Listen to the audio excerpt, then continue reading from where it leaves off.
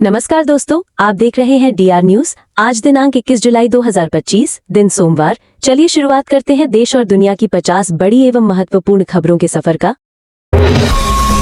AI plane crash, विदेशी media के झूठे कवरेज पर बरसे उड्डयन मंत्री नायडू। कहा, एएआईबी की जांच पर हमें पूरा भरोसा है। अहमदाबाद में हुए एयर इंडिया 171 विमान हादसे को लेकर चल रही जांच पर विदेशी मीडिया के दावों पर केंद्रीय नागरिक उड्डयन मंत्री राम मोहन नायडू का कड़ा रुख अपनाया है। मंत्री नायडू ने विदेशी मीडिया पर निशाना साधते हुए कहा कि एएआईबी पूरी जिम्मेदारी से और अंतर्राष्ट्रीय नियमों के तहत जांच कर रही है। हमें एजेंसी पर पूरा भरोसा है। ब्रिटेन और मालदीव के 4 दिवसीय दौरे पर जाएंगे पीएम मोदी। प्रधानमंत्री नरेंद्र मोदी बुधवार से ब्रिटेन और मालदीव की 4 दिवसीय यात्रा पर जा रहे हैं। इस यात्रा का मुख्य उद्देश्य व्यापार, निवेश और रक्षा के क्षेत्र में द्विपक्षीय संबंधों को मजबूत करना है। विदेश मंत्रालय के अनुसार पीएम मोदी ब्रिटिश प्रधानमंत्री कीर स्टारमर से मिलेंगे और भारत ब्रिटेन के संबंधों पर चर्चा करेंगे। इसके बाद वो मालदीव की यात्रा करेंगे। जस्टिस वर्मा के खिलाफ महाभियोग चलाने की तैयारी, 100 से अधिक सांसदों ने किए प्रस्ताव पर हस्ताक्षर। संसदीय कार्य मंत्री किरण रिजिजू ने कहा कि जस्टिस वर्मा के खिलाफ महाभियोग की प्रक्रिया शुरू करने के लिए 100 से ज्यादा सांसदों के हस्ताक्षर जुटाए गए हैं। उन्होंने बताया कि सांसदों के आवश्यक हस्ताक्षरों का आंकड़ा 100 पार कर चुका है। जस्टिस वर्मा के आवास पर जले हुए कैश के बंडल मिलने के बाद मामला सामने आया था। टीएमसी नेता की सरेआम हत्या, बम मारकर फरार हुए बदमाश, लोगों में दहशत का माहौल। बीरभूम में तृणमूल कांग्रेस के नेता बैतुल्ला शेख की बम मारकर हत्या कर दी गई। घटना मल्लारपुर थाना क्षेत्र के बिसिया ग्राम में घटी, जहां अज्ञात हमलावरों ने उन पर बम फेंके। बैतुल्ला की मौके पर ही मौत हो गई। पुलिस ने जांच शुरू कर दी है। तृणमूल कांग्रेस ने हत्या का आरोप माकपा पर लगाया है, जबकि माकपा ने इसे तृणमूल की गुटिये कलह बताया। ऑपरेशन सिंदूर पर चर्चा को तैयार सरकार। सर्वदलीय बैठक में किन किन मुद्दों पर सहमति। पार्लियामेंट मॉनसून सेशन 2025 संसद का मॉनसून सत्र 21 जुलाई से शुरू हो रहा है, जो 21 अगस्त तक चलेगा। सत्र से पहले सरकार ने सर्वदलीय बैठक बुलाई, जिसमें कई दलों के नेताओं ने भाग लिया। विपक्ष जम्मू कश्मीर में हुए हमले, ऑपरेशन सिंदूर, वोटर लिस्ट में सुधार और वक्फ बिल जैसे मुद्दों पर सरकार को घेरने की तैयारी में है। मराठी बोलो नहीं तो बाहर निकलो। मुंबई की लोकल ट्रेन में महिलाओं की तू मैं का वीडियो वायरल। मुंबई की लोकल ट्रेन में मराठी बनाम हिंदी भाषा को लेकर विवाद बढ़ गया है। सोशल मीडिया पर वायरल एक वीडियो में महिलाएं मराठी भाषा पर लड़ती दिख रही हैं। एक महिला दूसरी महिला को मराठी सीखने की सलाह दे रही है और मराठी न बोलने पर मुंबई से बाहर जाने की धमकी दे रही है। सीट को लेकर शुरू हुआ ये विवाद भाषा तक पहुंच गया। चंदन मिश्रा हत्याकांड पर बड़ा खुलासा। बंगाल की जेल में रची गई थी साजिश। शेरू ने अपने खास गुर्गे को दी थी सुपारी। पटना के पारस अस्पताल में गैंगस्टर चंदन मिश्रा की हत्या कर दी गई। पुलिस ने कोलकाता से मुख्य शूटर सहित 10 संदिग्धों को गिरफ्तार किया। जांच में पता चला है कि इस घटना का संबंध बंगाल से है। पुरुलिया जेल में बंद गैंगस्टर शेरू सिंह ने जेल से ही हत्या की साजिश रची और तौसीफ रजा उर्फ बादशाह को सुपारी दी थी। ऐतिहासिक एआई नीति ले आया केरल हाईकोर्ट। निचली अदालतों को किस बात की दी चेतावनी। केरल हाईकोर्ट ने निचली अदालतों को न्यायिक आदेश जारी करने के लिए आर्टिफिशियल इंटेलिजेंस एआई टूल्स के इस्तेमाल पर रोक लगा दी है। कोर्ट ने जिला अदालतों को एआई टूल्स के अंधाधुंध इस्तेमाल से बचने की सलाह दी है, क्योंकि इससे नकारात्मक परिणाम आ सकते हैं। अदालत ने कहा कि एआई उपकरणों का उपयोग केवल सहायक उपकरण के रूप में किया जाना चाहिए। ईडी कोई सुपर कॉप नहीं जिसे हर मामले की जांच का अधिकार। जानिए किस मामले पर मद्रास हाईकोर्ट ने लगाई फटकार। मद्रास हाईकोर्ट ने प्रवर्तन निदेशालय ईडी को फटकार लगाते हुए कहा कि वो कोई घूमता हथियार नहीं है जो किसी भी मामले में अपनी मर्जी से हमला कर दे। कोर्ट ने आरकेएम पावरजेन प्राइवेट लिमिटेड की 901 करोड़ रुपए की फिक्स डिपॉजिट को फ्रीज करने के ईडी के आदेश को रद्द कर दिया। ईरान की सबसे बड़ी तेल रिफाइनरी में लगी भीषण आग। ईरान की सबसे बड़ी तेल रिफाइनरी में शनिवार को भीषण आग लग गई। अबादान रिफाइनरी की एक मरम्मताधीन इकाई में लीक हुए पंप के कारण आग लगी, जिसमें एक व्यक्ति की मौत हो गई। दमकल कर्मियों ने 2 घंटों में आग पर काबू पा लिया, जिससे परिचालन प्रभावित नहीं हुआ। रिफाइनरी देश के इंजन का लगभग 25% उत्पादन करती है। दवाई चाहिए तो यौन संबंध बनाओ। हैवानियत करने के आरोप में भारतीय डॉक्टर अमेरिका में हाउस अरेस्ट। भारतीय मूल के डॉक्टर रितेश कालरा पर अमेरिका में चिकित्सा धोखाधड़ी, ओपियोइड के अवैध वितरण और मरीजों से यौन संबंध बनाने के गंभीर आरोप लगे हैं। अमेरिकी अटॉर्नी कार्यालय के अनुसार कालरा पर अपने क्लिनिक में पिल मिल चलाने और बिना चिकित्सीय औचित्य के ओपियोइड दवाइयां लिखने का आरोप है। कालरा ने कथित तौर पर 31,000 से अधिक ऑक्सीकोडोन के प्रिस्क्रिप्शन जारी किए। भूकंप के लगातार 3 झटकों से थर्राया रूस, दहशत में आए लोगों को जारी हुआ सुनामी का अलर्ट। रूस के पूर्वी हिस्से में भूकंप के लगातार 3 झटके महसूस किए गए हैं, जिससे आसपास के क्षेत्रों में दहशत फैल गई। German research centre for geoscience GFZ के अनुसार भूकंप का केंद्र कामचटका क्षेत्र के पूर्वी तट के पास 10 किलोमीटर नीचे था। भूकंप के बाद प्रशांत महासागर में सुनामी का अलर्ट जारी किया गया है। हालांकि जान माल की हानि की कोई खबर नहीं है। पाकिस्तान में जल प्रलय, लगातार बारिश से 200 से ज्यादा लोगों की मौत और 560 घायल। पाकिस्तान में मानसून की बारिश ने भारी तबाही मचाई है, जिसमें जून के अंत से अब तक 200 से ज्यादा लोग मारे गए हैं, जिनमें 100 बच्चे भी शामिल हैं। NDMA के अनुसार पंजाब में 123, खैबर पख्तूनख्वा में 40 और सिंध में 21 मौतें हुई हैं। मकान ढहने और अचानक आई बाढ़ से कई लोगों की जान गई है। रावलपिंडी और फैसलाबाद में भी भारी नुकसान हुआ है। ATM से पैसे निकालने पर सभी बैंकों को भारी नुकसान, लेकिन इस एक सरकारी बैंक ने कूट दिया 331 करोड़ का मुनाफा। ATM charges India. सरकार ने लोकसभा में देश के 12 सरकारी बैंकों का मुनाफा गिनाया, जिसमें 11 बैंकों को भारी नुकसान हुआ। लेकिन देश के सबसे बड़े सरकारी बैंक SBI यानी स्टेट बैंक ऑफ इंडिया को 331 करोड़ का मुनाफा हुआ। उसे ये कमाई साल 2023-24 वित्त वर्ष में हुई, जबकि बैंक ऑफ बड़ौदा को सबसे ज्यादा 212 करोड़ रुपए का नुकसान हुआ। आधी हिंदू है ममता बनर्जी, असम के भाजपा नेता ने साधा निशाना, बोले बंगाल को इस्लामिक राज्य बनाना चाहती है। असम विधानसभा के डिप्टी स्पीकर नुमल मोमिन ने ममता बनर्जी को आधी हिंदू बताते हुए हिंदुओं के खिलाफ बयान देने का आरोप लगाया है। मोमिन ने कहा कि ममता बनर्जी असम, बंगाल और पूर्वोत्तर को इस्लामिक राज्य बनाना चाहती हैं। उन्होंने ममता पर पश्चिम बंगाल में हिंदुओं की स्थिति को नजरअंदाज करने का आरोप लगाया। बीच सड़क मगरमच्छ को देखकर सहम गए लोग, वडोदरा का वीडियो हो रहा वायरल। गुजरात के वडोदरा में फतेहगंज इलाके में एक विशाल मगरमच्छ सड़क पर घूमता हुआ दिखाई दिया, जिससे स्थानीय लोग आश्चर्यचकित रह गए। विश्वामित्री नदी के पास की इस घटना का वीडियो वायरल हो गया। वन विभाग की टीम ने मगरमच्छ को बचाया और उसे वापस नदी में छोड़ दिया, जहां लगभग 300 मगरमच्छ रहते हैं। दिल्ली NCR में आज बरसेंगे बादल, उत्तराखंड में रेड अलर्ट जारी, पढ़ें यूपी बिहार में कैसे रहेगा मौसम का हाल। Weather updates. देश के कई राज्यों में मॉनसून की लगातार बारिश हो रही है। राजस्थान में सामान्य से 109% अधिक वर्षा हुई है, जिससे जनजीवन अस्त व्यस्त हो गया है। दिल्ली NCR में उमस भरी गर्मी है, लेकिन मौसम विभाग ने आज हल्की बारिश की संभावना जताई है। उत्तर प्रदेश के कई जिलों में भारी बारिश का अलर्ट है, जबकि बिहार में भी अगले 2 दिनों में मूसलाधार बारिश हो सकती है। भारत ने किराना हिल्स को बनाया था निशाना, पाक के परमाणु ठिकाने पर हमले की नई सैटेलाइट तस्वीरें आई सामने। ऑपरेशन सिंदूर में भारतीय सेना ने पाकिस्तान के अहम सैन्य ठिकानों को नष्ट किया। गूगल अर्थ की जून 2025 की तस्वीरों से पता चलता है कि पाकिस्तान के संवेदनशील क्षेत्र में हमले हुए थे। प्रसिद्ध सैटेलाइट इमेजरी विश्लेषक डीमियन साइमोन ने भी किराना हिल्स पर हुए हमले का खुलासा किया है। चुनाव आयोग के अनुसार बिहार में लगभग 42 लाख मतदाता अपने पतों पर नहीं मिले। चुनाव आयोग ने वोटर लिस्ट को लेकर क्या कहा? चुनाव आयोग के अनुसार बिहार में लगभग 42 लाख मतदाता अपने पतों पर नहीं मिले और 7.50 लाख से अधिक मतदाताओं ने कई स्थानों पर नाम दर्ज कराया है। राज्य की मतदाता सूची के विशेष पुनरीक्षण में 7.90 करोड़ में से 95.92% मतदाता शामिल हैं। आयोग बूथ स्तरीय अधिकारियों के माध्यम से प्रत्येक मतदाता तक पहुंचने का प्रयास कर रहा है।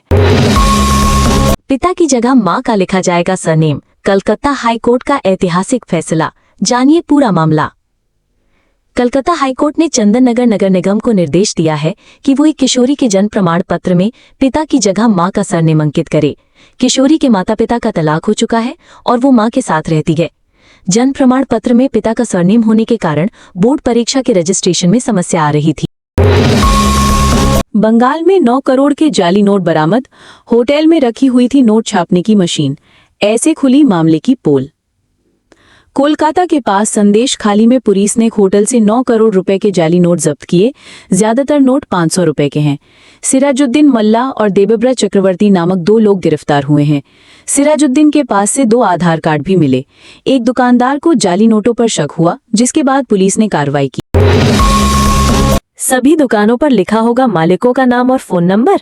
SC में PIL दायर, जाने पूरा मामला। सुप्रीम कोर्ट में एक जनहित याचिका दायर की गई है जिसमें उपभोक्ताओं के जानने के अधिकार पर जोर दिया गया है। याचिका में केंद्र और राज्य सरकारों से दुकानों पर दुकानदारों का नाम, पता और फोन नंबर प्रदर्शित करने का आदेश देने की मांग की गई है। याचिकाकर्ता का कहना है कि उपभोक्ताओं को विक्रेता की जानकारी प्राप्त करने का अधिकार है। दुनिया की कोई ताकत भारत को निर्देश ना दे, भारत पाक संघर्ष को लेकर ट्रंप के दावे पर बोले उपराष्ट्रपति धनखड़। उपराष्ट्रपति जगदीप धनखड़ ने कहा कि भारत को अपने मामलों को कैसे संभालना है, इस बारे में कोई भी बाहरी शक्ति निर्देश नहीं दे सकती। उन्होंने जोर दिया कि भारत आपसी सहयोग, सम्मान और कूटनीतिक संवाद के माध्यम से काम करता है, लेकिन अंतिम निर्णय देश के नेतृत्व द्वारा ही लिए जाते हैं। दिल्ली से राजस्थान, मुंबई और गुजरात जाने वाली कई ट्रेनें रद्द, एमपी के रूट पर भी असर, जानिए कारण। दिल्ली सराय रोहिल्ला स्टेशन पर इलेक्ट्रॉनिक इंटरलॉकिंग कार्य के चलते 20 जुलाई से ट्रेनों के संचालन में बदलाव किया गया है।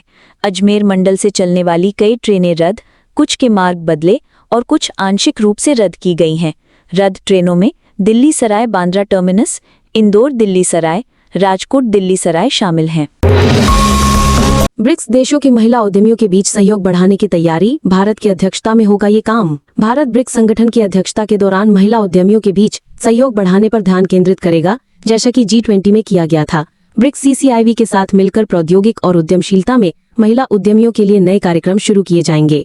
ब्रिक्स CCIV वाइज नामक एक कार्यक्रम सदस्य देशों की महिला उद्यमियों को अनुभव साझा करने और कारोबारी रणनीति बनाने में मदद करेगा। ICC ने जिसे दिया था नोटिस, अब उसी को दिया अवार्ड। इन देशों को भी किया सम्मानित, भारत का नाम नहीं। क्रिकेट की सर्वोच्च संस्था ICC ने 8 देशों को उनके योगदान के लिए अवार्ड दिए हैं। इनमें एक देश ऐसा भी है जिसे पिछले साल T20 वर्ल्ड कप के बाद नोटिस मिल गया था। ये नोटिस 12 महीने का था, जिसकी मियाद अगले महीने खत्म होने वाली है। इसके अलावा 7 अन्य देशों को भी अवार्ड मिले। मैनचेस्टर टेस्ट से पहले करुण नायर ने छोड़ा टीम का साथ, निजी कारणों से लिया फैसला। भारतीय टीम इस समय इंग्लैंड दौरे पर है और करुण नायर टीम के साथ हैं। 8 साल के लंबे अंतराल के बाद नायर को टीम इंडिया में जगह मिली थी। हालांकि वो 3 मैचों की 6 पारियों में एक भी अर्धशतक तक नहीं लगा पाए हैं। इस बीच नायर की टीम छोड़ने को लेकर बड़ी खबर आई है। केरल विश्वविद्यालय के पाठ्यक्रम से वेदान और गौरी लक्ष्मी के गानों को हटाने की सिफारिश, शिवनकुट्टी ने की निंदा। केरल के शिक्षा मंत्री वी शिवनकुट्टी ने कालीकट विश्वविद्यालय के पाठ्यक्रम से रैपर वेदान और संगीतकार व गायिका गौरी लक्ष्मी के गाने हटाने की सिफारिश की निंदा की है। उन्होंने इसे RSS की ओर से शिक्षा में भगवाकरण की कोशिश बताया और विश्वविद्यालय की प्रशासनिक समिति पर सवाल उठाए। IBA ने बैंकों को दी सिस्टम बदलने की चेतावनी, कहा नहीं तो रुक सकता है विदेश से रुपयों का लेन देन। भारतीय बैंक संघ यानी IBA ने देश के सभी बैंकों को आगाह किया है कि वो जल्द से जल्द SWIFT के नए अंतर्राष्ट्रीय भुगतान सिस्टम यानी ISO 2022 को अपनाएं। अगर बैंक ऐसा नहीं करते हैं तो अंतर्राष्ट्रीय लेन देन में बाधा, तकनीकी समस्याएं और ग्राहकों का भरोसा खोने जैसी गंभीर परेशानियों का सामना करना पड़ सकता है। पंजाब में अब कोई बच्चा नहीं मांगेगा भीख, मान सरकार की शानदार पहल, DNA जांच से बिछड़े रिश्तों की हो रही पहचान। बीते 9 महीनों में पंजाब की गलियों, चौराहों और धार्मिक स्थलों से 367 बच्चों को बचाया गया है। वो बच्चे जिनके हाथों में किताबें होनी चाहिए थी लेकिन मजबूरी में कटोरे आ गए थे। ये संख्या सिर्फ एक आंकड़ा नहीं है, बल्कि 367 कहानियां हैं बचपन को लौटाने की, गरिमा को फिर से पाने की। उपभोक्ताओं को उत्पादों की गुणवत्ता के बारे में जानने का अधिकार देने की मांग, सुप्रीम कोर्ट में याचिका दायर। अश्विनी कुमार उपाध्याय ने यह याचिका दायर की है। याचिका में कहा गया है कि उपभोक्ताओं के लिए सूचित किए जाने और विकल्प चुनने और गलत व्यापार प्रथाओं और बेईमान शोषण से बचाने के लिए जानने का अधिकार महत्वपूर्ण है। जांच एजेंसियों के वकीलों को तलब करने पर सुप्रीम कोर्ट ने लिया स्वतः संज्ञान, सोमवार को होगी सुनवाई। प्रवर्तन निदेशालय ED ने हाल ही में वरिष्ठ वकील अरविंद दातार और प्रताप वेणुगोपाल को तलब किया था। इसकी सुप्रीम कोर्ट बार एसोसिएशन और supreme court advocates on record association ने निंदा की थी। इस मामले का सुप्रीम कोर्ट ने स्वतः संज्ञान लिया। पूर्व NIA जज की सुरक्षा पर चिंता, दिल्ली HC ने सरकार से हथियार लाइसेंस पर जल्द फैसला लेने को कहा। दिल्ली हाईकोर्ट ने पूर्व NIA विशेष जज की याचिका पर सुनवाई करते हुए दिल्ली सरकार और पुलिस को निर्देश दिया है कि वे उनके हथियार लाइसेंस की अर्जी पर जल्द फैसला ले। पूर्व जज ने नवंबर 2023 में आवेदन दिया था, लेकिन कोई कार्रवाई नहीं हुई। उन्होंने परिवार की सुरक्षा और आपराधिक खतरों का हवाला देते हुए आत्मरक्षा के लिए लाइसेंस मांगा था। एयरफोर्स के हवाई अड्डों पर अब विमान की खिड़कियां बंद करने की जरूरत नहीं होगी, DGCA का निर्देश। ऑपरेशन सिंदूर के समय डीजीसीए ने एक आदेश जारी कर वायुसेना और व्यावसायिक दोनों इस्तेमाल में आने वाले हवाई अड्डों पर सुरक्षा कारणों से विमान की खिड़कियां बंद रखने और हवाई और जमीनी फोटोग्राफी को प्रतिबंधित कर दिया था। अमृत भारत ट्रेन्स, बिहार देश में सबसे आगे। यहाँ अमृत भारत ट्रेन के सर्वाधिक प्रारंभिक स्टेशन। बिहार में इस साल विधानसभा चुनाव होने वाले हैं। चुनाव के ऐलान से पहले प्रदेश को कई विकास परियोजनाओं के साथ साथ भारतीय रेलवे की प्रीमियम सेवा अमृत भारत ट्रेनों की सौगात मिल चुकी है। खास बात यह है कि अमृत भारत ट्रेन के प्रारंभिक स्टेशनों की संख्या देश में सबसे अधिक बिहार में ही है। इस कारण प्रदेश खास बन चुका है। यूपी में चल रहे अवैध धर्मांतरण पर यूपी डीजीपी ने किया सनसनीखेज खुलासा। उत्तर प्रदेश में धर्मांतरण के नाम पर चल रहे एक बड़े रैकेट का पर्दाफाश हुआ है, जिसके तार देश के 6 राज्यों से जुड़े हुए हैं। इस नेटवर्क में शामिल 10 लोगों को गिरफ्तार किया गया है, जिन पर आरोप है कि ये लोग नाबालिग और युवा लड़कियों को बहला फुसलाकर या पैसों का लालच देकर धर्मांतरण करवाते थे। नारायणपुर नक्सल एनकाउंटर, सुरक्षा बलों और माओवादियों के बीच मुठभेड़, इतने नक्सलियों को किया ढेर। छत्तीसगढ़ के नारायणपुर जिले में शुक्रवार को सुरक्षा बल के जवानों को बड़ी सफलता मिली थी। जवानों ने मुठभेड़ में 6 नक्सलियों को मार गिराया था। शनिवार को मारे गए नक्सलियों की पहचान हो गई है। मारे गए नक्सलियों में 3 महिला नक्सली भी शामिल हैं। सैनिक स्कूल में टीजीटी पीजीटी शिक्षकों की भर्ती, सैलरी 54,500 तक। इस तारीख तक करे आवेदन। सैनिक स्कूल भुवनेश्वर ने टीजीटी पीजीटी शिक्षक के पदों पर भर्ती निकाली है। 21 से 40 वर्ष की आयु वाले लोग इस भर्ती के लिए आवेदन कर सकते हैं। वेतनमान 47,600 रुपए से लेकर 54,000 रुपए निर्धारित है। नीति आयोग के उपाध्यक्ष ने बताया विकसित भारत का रोड मैप। कहा, दोहरी रणनीति की बदौलत प्रगति कर रहा देश। संयुक्त राष्ट्र में भारत के स्थायी मिशन द्वारा नीति आयोग के सहयोग से सतत विकास पर उच्च स्तरीय राजनीतिक फोरम HLPF में SDG एजेंडा 2030 के लिए गति बनाए रखना विषयक कार्यक्रम में सुमन बेरी ने कहा कि भारत सतत विकास लक्ष्यों के तहत वर्ष 2030 से पहले मातृ शिशु और शिशु मृत्यु दर के स्वास्थ्य लक्ष्यों को प्राप्त करने की दिशा में काम कर रहा है। इजरायल में सड़कों पर उतरी भीड़, गाजा से बंधकों की वापसी के लिए ट्रंप से हस्तक्षेप करने की मांग। इजरायल हमास के बीच बीते 1.5 साल से चल रहे युद्ध विराम की मांग फिर उठ रही है। दोहा में चल रही वार्ता के बीच इजरायल की जनता सड़कों पर उतर आई है। लोगों ने अमेरिकी राष्ट्रपति ट्रंप से युद्ध विराम में हस्तक्षेप करने की मांग की है। बच्चों के लिए ऐप लॉन्च करेगी इलॉन मस्क की कंपनी। बेबी ग्रोक ऐप पर चाइल्ड फ्रेंडली कंटेंट मिलेगा, पेरेंट्स निगरानी रख सकेंगे। इलॉन मस्क की कंपनी XAI अब बच्चों के लिए सुरक्षित और यूजर फ्रेंडली AI ऐप लाने की तैयारी में है। मस्क ने रविवार को ऐलान किया कि जल्द ही नया ऐप बेबी ग्रोक लॉन्च किया जाएगा, जो बच्चों के लिए पूरी तरह सुरक्षित और उनकी उम्र के मुताबिक कंटेंट देगा। भारत डिजिटल पेमेंट में दुनिया में नंबर 1। UPI से हर महीने 1800 करोड़ से ज्यादा ट्रांजैक्शन। जून में 24.03 लाख करोड़ रुपए का कारोबार हुआ। भारत ने फास्ट और सिक्योर डिजिटल पेमेंट सेक्टर में दुनिया में पहला स्थान हासिल कर लिया है। इंटरनेशनल मॉनेटरी फंड IMF की हालिया रिपोर्ट के अनुसार यूनिफाइड पेमेंट्स इंटरफेस UPI की बदौलत भारत ने डिजिटल ट्रांजैक्शन में ये मुकाम हासिल किया है। ऑपरेशन सिंदूर में तबाह आतंकी फैक्ट्रियां फिर शुरू। पाकिस्तान सरकार ने मरम्मत के लिए 100 करोड़ दिए, चीन की कंपनी से संपर्क किया। पहलगाम आतंकी हमले के बाद भारत ने ऑपरेशन सिंदूर छेड़कर 7 मई की रात पाकिस्तान में आतंक की 9 फैक्ट्रियों को तबाह कर दिया था, लेकिन पाक ने इन ठिकानों के मरम्मत का नापाक काम फिर शुरू कर दिया। लगभग 2.5 महीने बाद यहां मरम्मत कराई जा रही है। दुष्यंत चौटाला बोले, दीपेंद्र हुड्डा से मिलने का सियासी मतलब नहीं। CM सैनी ने कहा था गुंडे हरियाणा छोड़ दे, गुंडों ने उन्हें ही जवाब दे दिया।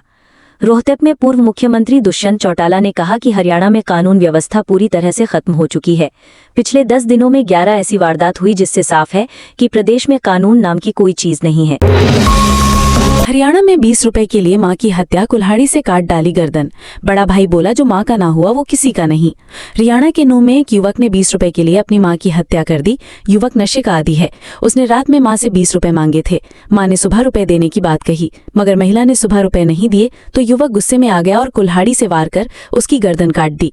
महिला की मौके पर ही मौत हो गई। इसके बाद आरोपी मौके से फरार हो। NEET UG 2025 first round counselling शुरू, 31 जुलाई को रिजल्ट। मेडिकल काउंसलिंग कमेटी एमसीसी 21 जुलाई से नीट यूजी 2025 काउंसलिंग के लिए रजिस्ट्रेशन विंडो ओपन कर रही है। इस प्रोसेस में एमबीबीएस, बीडीएस, बीएससी नर्सिंग और आयुष सिलेबस में 15% ऑल इंडिया कोटा के AIQ सीटों पर एडमिशन मिलेगा। चीन ने ब्रह्मपुत्र नदी पर डैम बनाना शुरू किया। इंडियन बॉर्डर के पास ये दुनिया का सबसे बड़ा बांध। अरुणाचल सीएम बोले थे ये वाटर बम। चीन ने तिब्बत में ब्रह्मपुत्र नदी यानी चीन में यार्लुंग सांगपो पर दुनिया का सबसे बड़ा हाइड्रो पावर डैम बनाना शुरू कर दिया है। शनिवार को चीन के प्रधानमंत्री ली क्यांग ने इसकी शुरुआत की। AFP की रिपोर्ट के अनुसार इस डैम प्रोजेक्ट को बीजिंग ने दिसंबर 2024 में मंजूरी दी थी। ये बांध चीन के निंगची शहर में बनाया जा रहा है। इसकी कुल लागत करीब 167.8 अरब डॉलर यानी लगभग 12 लाख करोड़ रुपए बताई गई है। सऊदी अरब के स्लीपिंग प्रिंस का निधन। 20 साल से कोमा में थे। 15 साल की उम्र में लंदन में हुआ था एक्सीडेंट। सऊदी अरब के प्रिंस अल वलीद बिन खालिद बिन तलाल अल सऊद का शनिवार को निधन हो गया। वे पिछले 20 साल से कोमा में थे। उन्हें स्लीपिंग प्रिंस यानी सोते हुए राजकुमार के नाम से जाना जाता था। पाकिस्तानी डिप्टी पीएम ने आतंकी संगठन TRF का बचाव किया। बोले, पहलगाम हमले में शामिल होने के सबूत दिखाओ। पाकिस्तान के डिप्टी प्रधानमंत्री और विदेश मंत्री इशाक डार ने पहलगाम हमले में शामिल आतंकी संगठन द रेजिस्टेंस फ्रंट TRF का बचाव किया है। संसद में दिए बयान में डार ने कहा कि पाकिस्तान TRF को अवैध संगठन नहीं मानता और भारत या अमेरिका TRF की संलिप्तता का ठोस सबूत पेश करे। पहलगाम हमले में TRF का हाथ है, इसका सबूत दिखाएं। TRF ने जिम्मेदारी ली है, ये दावा साबित करें। हम बिना सबूत के आरोप नहीं मानेंगे। भारत इंग्लैंड चौथे टेस्ट से पहले अंशुल कंबोज टीम में शामिल। इंडिया ए में खेल चुके पेसर आकाशदीप और अर्शदीप सिंह के चोटिल होने के बाद बदलाव। बाएं हाथ के तेज गेंदबाज अंशुल कंबोज को आकाशदीप और अर्शदीप सिंह के कवर के तौर पर भारतीय टीम में शामिल किया गया है। भारत और इंग्लैंड के बीच खेले जा रहे 5 मैचों की टेस्ट सीरीज का चौथा मुकाबला 23 जुलाई से ओल्ड ट्रैफर्ड में शुरू होगा। भारत सीरीज में 1-2 से पीछे